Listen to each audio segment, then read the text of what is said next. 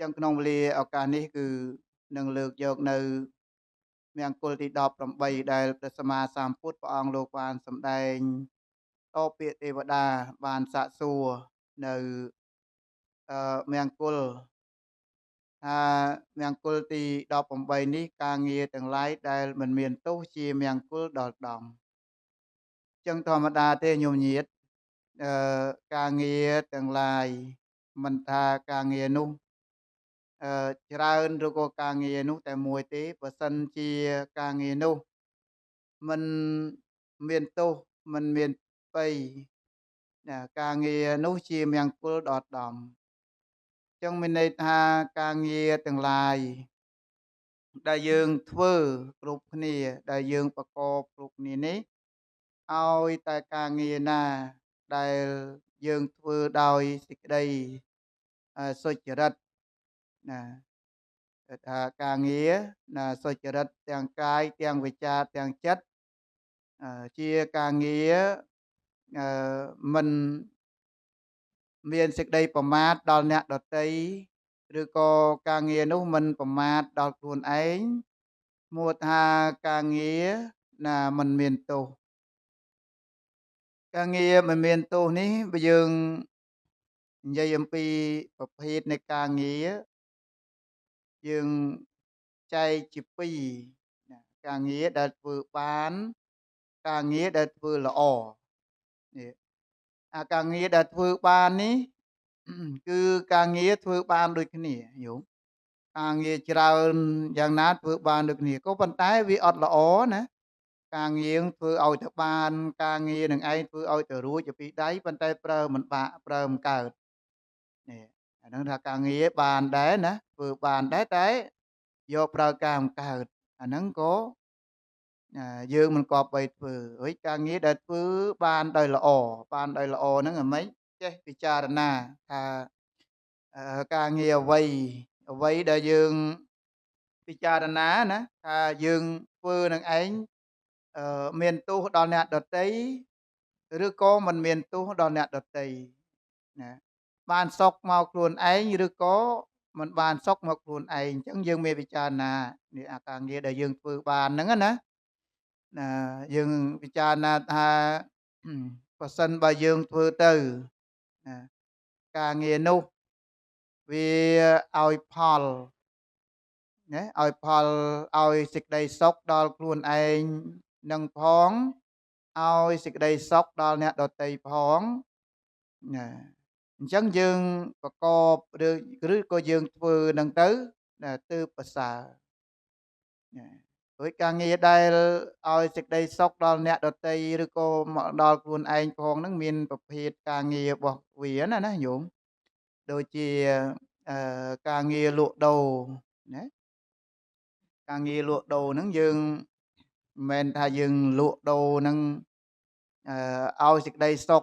ដល់អ្នកដទៃហ្នឹងគឺយើងមិនកេងប្រវ័ញ្ចឬក៏លក់នឹងឯងមិនគេថាយកចំណេញឲ្យវាលើសណាលើសលួសអឺលើសពីតម្លៃផ្សេងអាហ្នឹងក៏មិនមែនដែរណាហ្នឹងការងារយើងលក់ដូរហ្នឹងក៏ការងារដ៏ប្រពៃការងារដែលយើងសាងស្ពានផ្លូវថ្នល់ណាហ្នឹងគឺឲ្យសុខដល់ខ្លួនយើងផងឲ្យសុខដល់អ្នកដទៃផងឃើញទេការដាំសួននឹងជាដើមហ្នឹងឯងលើកត្រួសអំពីការងារដែលមិនមានទោសណាមិនមានបិណាឬក៏ការងារដែលមិនមានទោសហ្នឹងព្រះអង្គលោកបានសម្ដែងថាមានអង្គ4ដែលការដែលយើងធ្វើនឹងឯងអត់មានទោសបិណាអត់មានទោសបិដល់យើងនឹងមាន4ទី1ការងារមិនខុសច្បាប់នេះអញ្ចឹងឲ្យតែការងារណាដែលមិនខុសច្បាប់ណាមិនខុសវិន័យមិនខុសច្បាប់ណាដូចថាយើងរស់នៅក្នុងសង្គមនៅក្នុងប្រទេសជាតិអីមួយដែលគេហាមណាមិនឲ្យប្រកបការងារឧទាហរណ៍ថាលក់សត្វព្រៃអីចឹងជាដើមអញ្ចឹងយើងអត់លក់ទេឬក៏ការងារជួញដូរគ្រឿងញៀនអីចឹងជាដើមយើងអត់ជួញដូរគ្រឿងញៀនហ្នឹងហើយយើងកាលណាយើងអត់ទៅដើរធ្ ធ្វើអំពើផ្សេងៗឬក៏ធ្វើការងារនឹងឯងខុសច្បាប់អញ្ចឹងជាការងារនឹងឯងអត់មានទោសទេណាហ្នឹងគឺយើងលើកអំពីការងារដែលអឺអង្គនៃការងារទី1ហ្នឹងគឺយើងធ្វើយ៉ាងណាប្រកបការងារនឹងឯងកុំឲ្យណាខុសច្បាប់ណាខុសច្បាប់ទី2ការងារដែលយើងធ្វើនឹងឯងមិនឲ្យខុសនៅក្នុងប្រពៃណីនេះការងារហ្នឹងឧទាហរណ៍ដល់កន្លែងខ្លះការគេប្រកាន់ភ្ជាប់នៅប្រពៃណីគេហាមមិនឲ្យធ្វើឬក៏ការជួញការលក់ធ្វើការងារខុសនៅប្រពៃណីទំនៀមទម្លាប់កន្លែងណាមួយណាគេហាមណាគេហាមឬក៏ប្រពៃណីទំនៀមទម្លាប់នឹងឯងគេមិនឲ្យយើងជួញឧទាហរណ៍ថាជួញអីមួយដែលជាដូចថាជាយើងថាវត្ថុបុរាណអីចឹងទៅណាវត្ថុបុរាណឬក៏អត្តសញ្ញាណសម្គាល់នៅជាតិសាសន៍អីមួយចឹងទៅណាអញ្ចឹងអាហ្នឹងការងារហ្នឹងបើសិនជាយើងវាចាយើងមិនទៅប្រព្រឹត្តក្នុងការលក់ដូរឬក៏មិនប្រព្រឹត្តក្នុងការជួញនៅការងារណាដែលខុសនឹងប្រពៃណីហ្នឹងក៏អាហ្នឹងគឺឈ្មោះថាការងារមិនមានទោសមកដល់ខ្លួនអាហ្នឹងណាហ្នឹងទី2ការងារមិនមានខុសនៅក្នុងប្រពៃណីចំណែកទី3ណាទី3ហ្នឹងគឺការងារទាំងឡាយទាំងពួងដែលមិនខុសក្នុងធម៌នៅមិនខុសក្នុងធម៌ហ្នឹងមានន័យថាទោះបីតែការងារហ្នឹងយ៉ាងណាក៏ដោយក៏យើងមានការពិចារណាយើងមានការនឹងឯងពិចារណាមុននឹងធ្វើណាការងារអីក៏ដោយយើងពិចារណាកុំឲ្យខុសនៅក្នុងធម៌ឬក៏យើងវាចានៅធម៌ដែលព្រះសម្មាសម្ពុទ្ធព្រះអង្គហាមអំពីការងារចំនួន5ប្រការណាមានការជួញនៅសាស្ត្រាវុធជាដើមមានការលក់ឬក៏ជួញនៅមនុស្សនឹងជាដើមគឺព្រះអង្គហាមណានៅក្នុងធម៌នឹង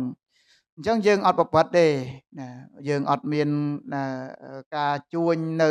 មុខរបរ5ប្រការនឹងទេអញ្ចឹងការងារទាំងអស់ហ្នឹងក៏យើងវាចាកបានអញ្ចឹងទៅការងារហ្នឹងមិនមានទោសឃើញទេណាញោមញៀនចំណែកទី5ទី4ជាស្រ័យទី4គឺការងារគឺយើងប្រកបការងារហ្នឹងមិនប៉ះពាល់លើសិលនេះសិលណាពាក្យតែសិលនេះព្រះសម្មាសម្ពុទ្ធព្រះអង្គលោកបានសម្ដែងថាសិលនាំឲ្យកើតនៅសមាធិហើយសមាធិនាំឲ្យកើតបញ្ញានាំឲ្យកើតដល់ឬក៏មានការយល់ចាក់ធ្លុះដល់ព្រះនិព្វានអញ្ចឹងគឺញោមប្រុសស្រីទាំងអស់គ្នាយើងការងារអីក៏ដោយយើងធ្វើយ៉ាងណាកុំឲ្យប៉ះពាល់សិលរបស់យើងហ្នឹងណាសិលរបស់យើងឬក៏ញោមវាចាឬក៏ធ្វើយ៉ាងណាកុំឲ្យប៉ះពាល់តែញោមរក្សានៅសិល5អីចឹងទៅយើងដឹងហើយសិល5មិនសម្លាប់ឬក៏មិនលួចមិនធ្វើឲ្យខុសនឹងកាមទាំងឡាយមិនពូតផោកុហកឬក៏មិនហូបនៅទឹកស្រវឹងជាដើមអញ្ចឹងបើសិនជាញោមឬក៏ការរក្សានៅបោសុតអីចឹងទៅញោមដឹងអំពីសកាបតនឹងគ្រប់សពបែបយ៉ាងអញ្ចឹងញោមរៀបចំមិនឲ្យប៉ះពាល់ទៅដល់សិលរបស់ខ្លួននឹងហើយកាលណាបើយើងវាចាកឬក៏យើងមិនធ្វើឲ្យប៉ះពាល់នៅបញ្ហាទាំង4ហ្នឹងទាំង4ដែលអង្គអាត្មាលើកមកខាងដើមហ្នឹងគឺយើងឈ្មោះថាការងារមិនមានទោសការងារមិនមានទោសដល់ខ្លួនឯង ហ្នឹងហើយញោមហើយលើកខ្លីៗសង្ខេបដើម្បីណាបញ្ជាក់អំពីការងារមិនមានទោសហ្នឹងញោមគិតពិចារណាឬក៏ញោមណាអឺរិះរកមធ្យោបាយណាដើម្បីក្នុងការយើងវាចាឬក៏ធ្វើយ៉ាងណាឲ្យខ្លួននឹងឯងឲ្យជាឬក៏ចង់ឲ្យកើតនៅមង្គលដល់ដំហ្នឹងក៏ញោមរៀបចំណាការតាក់តែងប្រកបការងារណាដើម្បីវាចាណាឲ្យការងារទាំងឡាយទាំងពួងនឹងឯងមិនមានទោសណាមិនមានពៃព្រោះការងារមិនមានទោសមានពៃនេះមានច្រើនណាញោមដូចជាញោមធ្វើជាងញោមធ្វើផ្ទះញោមធ្វើអីហ្នឹងគឺសិតតែល្អហើយណាយើងអត់មានទោសណាដល់អ្នកដតីហើយយើងឲ្យសេចក្តីសុខដល់អ្នកដតីនិងសេចក្តីសុខមកខ្លួនយើងហ្នឹងហើយញោមប៉ុណ្ណឹងទៅចុះក្នុងការណាពណ៌នាអំពីមង្គលទី18នេះហើយយើងឈានដល់មង្គលទី18នេះហើយអរគុណច្រើនញោមដែលបានណាទេសនាឬក៏ការស្ដាប់នៅមង្គលរបស់ញោមញាតជាពុទ្ធបរិស័ទប្រុសស្រីទាំងអស់គ្នាណាជាកុហកណាគេហៅវានេះណាអរគុណច្រើនញោមញាត